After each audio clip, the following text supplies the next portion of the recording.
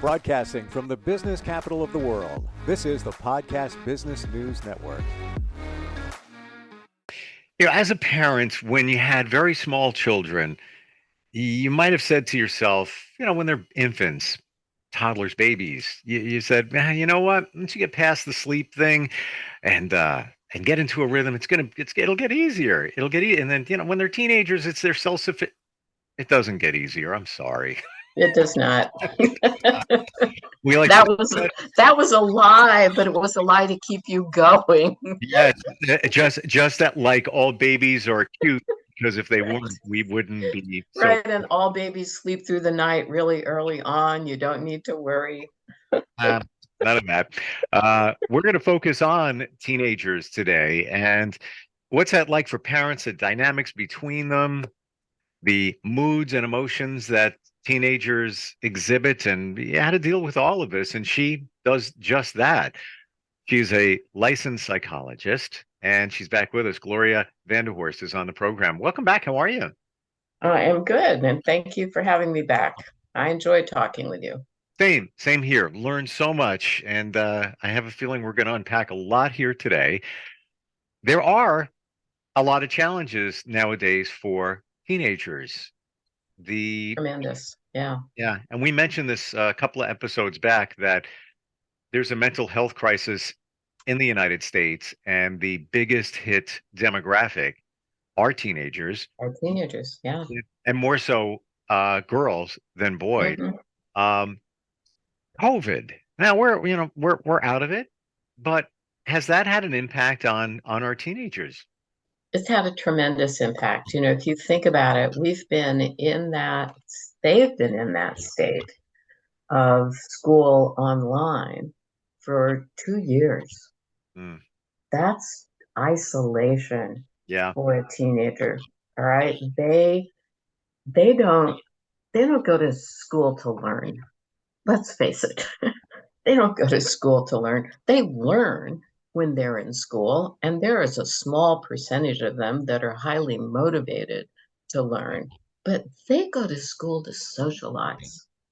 They go to school to bond. They go to school to be known. They go to school to watch others and figure out, okay, do I want to be that? They try on different personalities. And that's normal. That's healthy. You want them to try on different personalities. You probably remember trying on different personalities. I certainly remember trying on different personalities. You would express it with clothing, or you would express it with language, or you'd express it with performance, color of your hair, right? You tried all different things. I really believe that adults even do that, where you might see somebody who you respect, maybe in your work area, wow, they look like they're nailing it. And you take little pieces from that. You try out their personality. There may be a certain style of clothes that you look at somebody and it's like, yeah, you know what? Whether it's a celebrity or somebody and you're kind of doing the same thing. You're finding what's even more comfortable for you. Not like we're copying, we're kind of emulating, being inspired. Right. No, and it's a good thing to try these different things on, right? How will I know what is me and what really expresses me if I don't give it a try? It's funny. I have this little memory when I started my practice. I had an associate, same height as I was. All right, same height, same build. We went shopping together. All right, and she tried on this sweater that had a gorgeous design on the front of it, looked perfect on her. I tried on the same sweater. The damn thing folded in half above my waist. I'm short-waisted. She's long-waisted. Yep. It's like we can try on different personalities and different pieces of someone's personality until we find the one that fits us. And think of it. If I'm 2 years in my room with a computer, I'm not trying on anybody's personality. Mm. I'm not experiencing, watching anyone do something that I might want to copy or that I might want to reject. The entire developmental process gets stopped for those 2 years. So, Mm. it's natural that I'm going to be anxious or depressed. And I believe an object remain at rest remains at rest. So you're that teenager, you're in your room, you've gotten used to your domain. And Hmm. many teenage girls have the same room. Hmm. It's dark. There's LED lights around the ceiling. There's things on the wall that represent them. But once you get into that mode, you're in it, and now you've become comfortable. It's like your domain, and then you just continue that. So now you pass, Right, the COVID thing, and you're still doing it. You're still doing it, and the only connection you have, I guess, thankfully, is FaceTiming with your friends. right, From time to time. right, But then herein lies more challenges because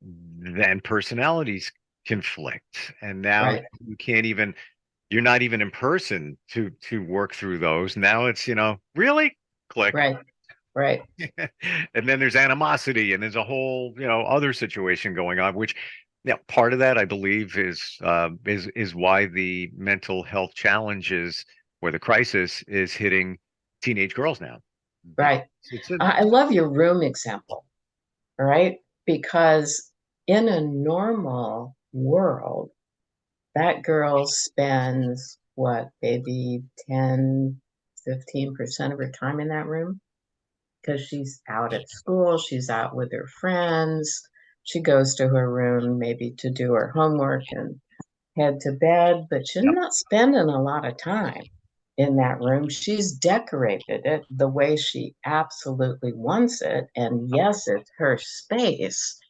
but she's not confined there. But in the pandemic, she's confined there. It is like a prison, right? If you think of prisoners who sit looking at the same four walls, it drives you crazy. Yeah. Yeah. And again, like we said, they continue doing it. It just Right. becomes the norm. It Becomes does become the norm. And Yeah. then FaceTime is really not a good way to engage in communication. More than 90% of our communication is nonverbal. So we're reading body posture, we're reading tone, we're Mm, reading movement, and that defines the communication, not the words. The words are, I think, about 3% of the importance of communication. It is the body that communicates. So if I just have your face on this little square, okay, I'm not getting you. I'm not relating to you. I'm relating to a poster, right? And that's deadpan, right? I don't get the emotional impact. You don't get the emotional impact. We need to be in physical proximity with each other. We need to be with a buddy. We need to be watching the crowd. All right. We need to see the entire landscape of kids at that point. Adults need it too, but for sure. teenagers, it's critical. Me personally, I love music, and I will go to any place that has live music. Uh huh. I don't care whether I like country, Mm-hmm. classical, Okay. pop. It doesn't even matter to me. I just like the vibe. I like the Uh huh. energy of the people around it. Enjoy. Right. And I'm just bringing that up because that is the feeling when you're It is. around people, Right. especially we're all enjoying something together. So we are, Mm-hmm. in a way, I don't know that person over there, that person over there, that one in front of me, but Don't have to. Right. we're You connected. don't have to know them to get the benefit of interacting with another person. And then that nurtures you. It really feeds you Yeah. emotionally. I mean, that's why we like going to I these I things. would say I'm addicted. I'm addicted to live music. It's like I gonna sit down probably tonight and plan out my calendar of concert here. This is going there. That's Fortunately, great. I'm connected to a venue that is literally a 2-minute walk from my place. So, Super, oh, and the band Chicago is going to be there in 2 weeks, and Pat Vanderhorst. super. Yeah, whatever. I don't care what it is. Now you'll find me at little Baroque soirees. There's a woman two, 3, 4 blocks away who does these Baroque concerts, brings in people from all over the world, mm, and 26 chairs. That's the size of the audience every time. So you get this very personal interaction with the musician. So I'm with you. All it, right. Go it's out, do there's these things. there's something there, and unfortunately, teenagers don't get it Right. because you don't know it until you know it. They didn't experience that or get the feel for that. Um, how about dynamics between teenagers and parents? How does that look like to you? What can you share? Well, so the pandemic has impacted this tremendously as well, because if I'm not going out to school and I'm staying in my room most of the day online, trying to do schoolwork, I'm fried. I'm fried by the end of that time, and I don't really want to interact with anybody. And so teenagers are isolating themselves more. It means the parent really has to seriously invest in going to the teenager. Teenagers used to what we call catch and release, right? So they come to you and then they go distant from you. And they come to you and they go distant from you. That's normal. That's natural. They're not coming. They're not coming because they're fried. Well, And why would I bother interacting, particularly with someone who's my parent, right? Not my buddy, but my parent who knows, right? Maybe they can be critical of me. Maybe they can put me to work. Maybe they could be interested in me. mm, That would be wonderful if they could be interested in me, but I'm not going to take that risk. yeah, and it's almost a. And by the way, I love the catch and release. So true. Hmm. Catch and release. So true. Hmm. Um, it's almost a what's in it for me mentality. All right, mom or dad's coming, what do I get out of this? Hmm. Unfortunately. And it's also as a parent, the questions you ask, Well, if parents don't know what to do, yes. right? These kids have been sitting home for 2 years, and parents really don't know what to do. And they'll get a variety of different reactions from their child. So, do I go draw this child out of the room? Do I bring a game into the room and, get silly and force them to engage Hmm. in it? And people they're trying everything in order to recover from this. And they're also thinking, okay, we're out of the woods now. They're going back to school. So, right, maybe I don't have to do anything. Maybe it's not that big of a problem. And so we miss the messages, the subtle communication that's coming from our teenager that says, I'm still depressed. I'm not having a good time, even though I'm back with my friends. I'm still troubled. And we have to start talking to them. How do we how do we engage? How do you engage your teenager? For example, I'm not going to say the worst thing you could say, but the thing you could say is not going to get you anywhere. And how was school today? Yeah, you don't want to ask a question. Think about it. Questions are threatening. You don't want to ask a question. You want to make a statement. So you share your day, right? So Mm, you would say, I interviewed this psychologist today and we were talking about teenagers, and here's her idea about teenagers. And then you shut up. The problem with parents is that we want to keep going. We yeah, think, oh, if our child isn't responding right away, we should fill the gap. it's Never fill the gap. because Never. it's so true. We're thirsty. I want Yeah, to engage in my kid. Come on, give me more, give me more. Yeah, right. tap the brakes. The other thing is that kids will talk if you're not facing them. So out Hmm. taking the dog for a walk, Hmm. out in the car, Yeah. invite a kid to run any errand or take a kid any place that they want to go. They will talk to you in the car because everybody's facing forward. I hear All from right. a lot of friends that that is where they best engage. It's Hmm. it's in the car. It, That's right. and I have to agree with you. And Yeah. and and side note, you're also trapped. well, well, it is, but it isn't that. It is. I know that mom or dad are going to be keeping their eyes on the road. So I'm not going to have that sensation of being grilled, Sure. being, Yep. Yep. looked at in this way of, I'm desperate to communicate with you. It's much easier. So anytime that you can do something where the two of you are side by side, not facing each other, even sit on the couch side by side, and don't bother to turn your head and look at that kid. Hmm. All Yeah. right? Talk at the wall over there. Yeah. Like, or if you're in the kitchen, you're doing your thing, they're over there. You don't have to, Right, as long as you have the dialogue. I right. once said this to my daughter.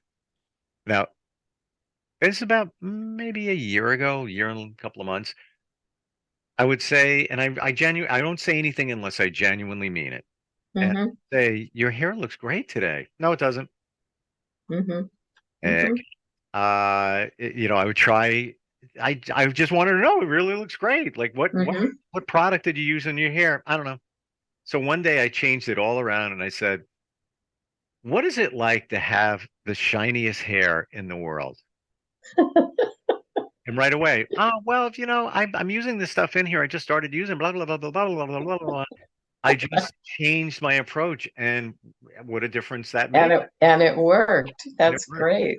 Yeah, That's great. Yeah, as a teenager, it's hard to take in a compliment. isn't it? Yeah, it's very hard to take in a compliment because you're judging yourself almost all the time. All True. right, do I look right? Am I tall enough? Am I skinny enough? Am I strong enough? Is my skin tone the right color? Do I have any blemishes Mhm. on my face? Um, they're judging themselves constantly. So compliments are very hard to take in. And that's I believe that plays into why the mental health crisis is so high for girls right now because of all of that. This is one piece of it. Body dysmorphia. There's another one. Right, Being critical of the way you look, feeling out of right, place.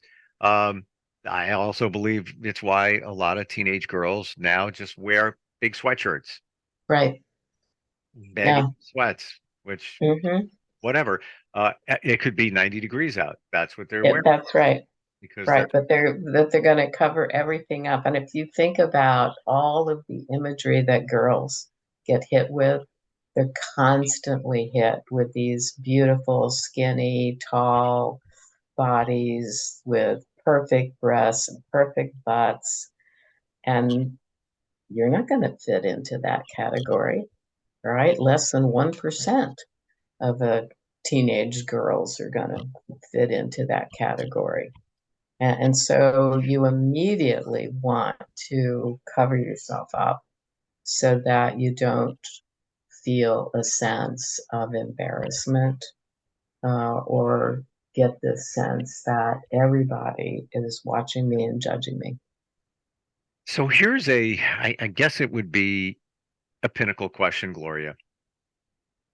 How do you make the determination where it's time to call somebody for help, like yourself or, a Right. mental health professional? Right. So anxiety is pretty easy to see if you're really looking Okay. for it. All right. The girl who is worried, the boy who is sullen, the child that spends all their time in their room and really doesn't want to come out. The emotional expression, you know, there was an interview on the television recently of, I think, a 12-year-old boy, right, and in distress, and he would just be sobbing at Mm. different times. So it's really paying attention to the body expressions and how they invest their time. If I'm isolating, then I'm in trouble because I've already been isolated, Yeah. Yeah. right? So if I'm adding to it by still hanging in my room, not wanting to do anything with anybody, not coming out to play family games or, go to things in the car with other people, I'm in trouble. And then you want to actually look at your child, girls in particular, all right? They will engage in cutting, just little slips in their skin at different Oh, yeah. places. So you really want to be able to see that girl's body. Yeah. Yeah. That is Period. much more prevalent than many believe. Right, Unfortunately, there's only one way they're even knowing that they could do that. Social media. right, Pick up on everything. And many girls will say that they're doing that just to feel something, right. right? Yeah, that's exactly the stimulation. Is What do- I stimulate myself by that, and it's not a deep cut, no, right? It's just more like a scratch. yeah. Um, with the time we have left, and thank you, this is very impactful and insightful. What do you do if your teen, you're at the point, you've made the decision as a parent, Right. got to talk to somebody. Yeah, they're just, they need some help. And your teen is defiant and says, I'm not talking to anybody. I don't share my feelings. I'm not doing that. And where do you go there? Yeah, I think you go with the teen, and you make it as easy as possible. So there are a lot of people doing work online because of the pandemic. Mm, So you make it as easy as possible, and you go with that teen. And if you get resistance, and I've had this experience where the teen absolutely will not get in the car, right? Then you bring the therapy to them. So you can engage the school counselor at that point. So the school counselor actually goes and finds your teenager, brings your teenager out of class, or does some things with your teenager mm, during different parts of the school day. So you take action. No isn't a proper response. If your teenager were bleeding, right, and they said, I don't want to get a Band-Aid or go to the hospital, would you say, okay, right. all right, no Band-Aids, no hospital, Wow. right? And in certain situations, you actually do take that person to the emergency room. Just depends on Yeah. the depth of the struggle that they're going through. Wow. And I love what you said. Guys, sometimes we don't think of it, the services that are available in the school, but to make the guidance counselor aware, Hmm. now your teen is in their domain.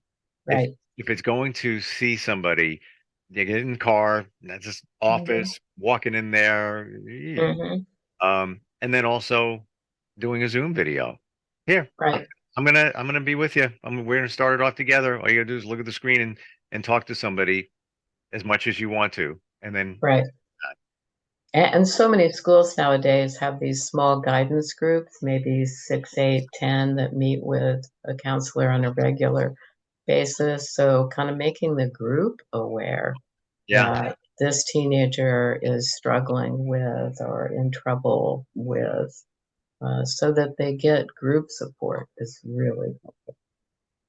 Great stuff today. It's funny, I'll tell everybody we weren't really sure what direction we were going to go in. No, right. We're already out of time, and we could continue if we had the time for another half hour because it's so important, and there's so many different camera angles when it comes to teenagers. They are so complex They and are. ever changing, especially, add in COVID, add in Hmm. substance abuse, very prevalent in schools now as well. How do we find you? Your website is your name, right, Gloria? Yeah, my website is www.drvanderhorst. So it's www.drvanderhorst.com. And Easy. yeah, I mean this with all sincerity. You're amazing. Thank you. I You, enjoyed talking with you. yeah, same here. You really have a grasp on all of this, and you make it very clear and easy to understand and relatable. And Thank you. I could see, teens being cool with you because, it's, I enjoy them, that's for yeah, sure. yeah, and it shows. Thank you so much for being here, and we'll talk soon. All right, you're welcome. Are you looking for even more of the podcasts and hosts that you love? The Podcast Business News Network is proud to announce that you now have even more ways to listen live. Check out the MyTuner Radio, online radio box, and Simple Radio apps on iOS and Android, or find us online. Search for Business News Network on mytuner-radio.com, or search Podcast Business News Network on streama.com and onlineradiobox.com/US. Take your podcast on the go and don't miss a minute of the action.